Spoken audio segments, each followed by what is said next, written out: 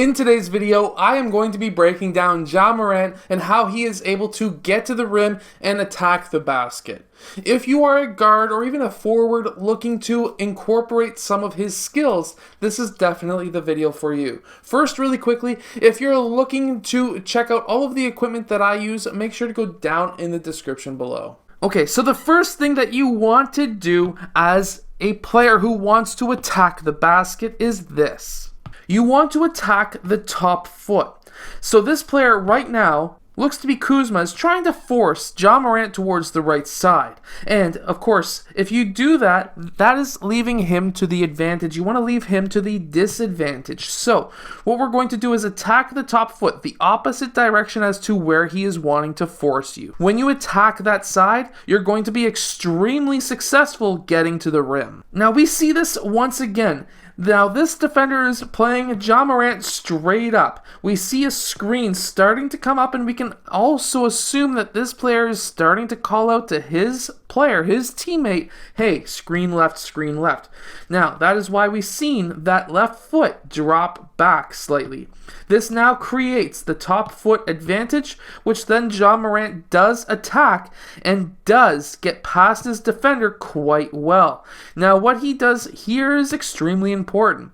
He is able to take only a couple of dribbles. Watch this, one dribble. Once he's inside the three-point line, one dribble. That's his gather, one very big step towards his defender, and then he's able to go up. He could have taken one more step, but he didn't.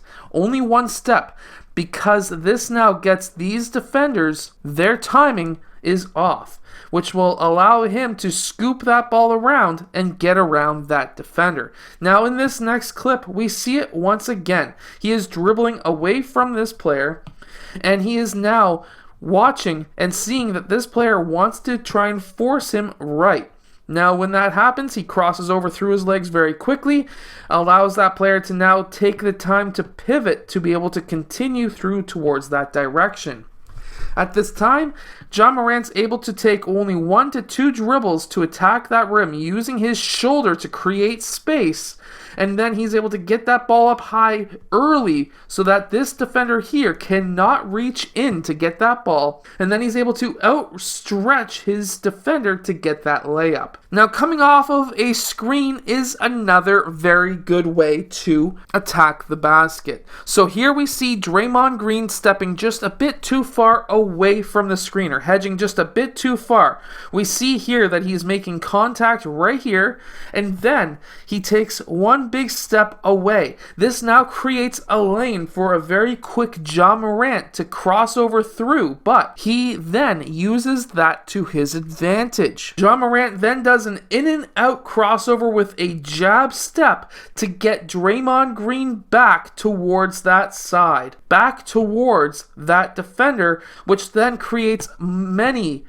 feet of distance between him and his defender, Draymond Green, and that was all created because of the screen, the in and out dribble jab, that then allows him to step over left, right, very normal, regular shot for a Ja Morant, and then he was able to drain that shot over a very good defender. Now in this next clip, he then gets the switch with Adebayo.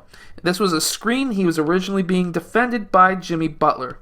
And here he sees that top foot once again is trying to force him towards the baseline, which is fine technically speaking, but you really don't want to allow your defender to say where you're going to go on the court. Because believe me, as a center in my past, I would want Ja Morant to go baseline. The reason for that is because I would hope for him to go up for a reverse, and if I'm on this side of his hip, he ain't going for a reverse. I'm blocking that thing. So Ja Morant knows that. Ja Morant attacks that top foot. When he attacks that top foot, he has the negative step. He crosses and then he hops right left. That is extremely important. That's going to give him most of his speed. Let me show you that once more. cross on both feet, hops in right, left. This is now going to give him all of his speed towards the rim. This is footwork. This is extremely important stuff. And then when he attacks the basket, only one dribble, and then he finishes with his left hand. Now, why does he finish on this side of the rim? This is another very important high-level tip, and that is with him outstretching left hand on this side, this is now using his body to defend against the block. This is also using the rim as well as the mesh to defend against the block, because Adebayo cannot reach over top and make contact with Ja Morant. He cannot make contact with the mesh or the rim. And because of that, you can use all three of those pieces to your advantage to be able to drive on a defender, finish with a somewhat reverse layup, and you can get there without getting blocked. I hope that these tips help you become a better basketball player. If they do, hit that like button, subscribe. Make sure to go check out all of the equipment that I use down in the description below, and I will see you guys in my next video.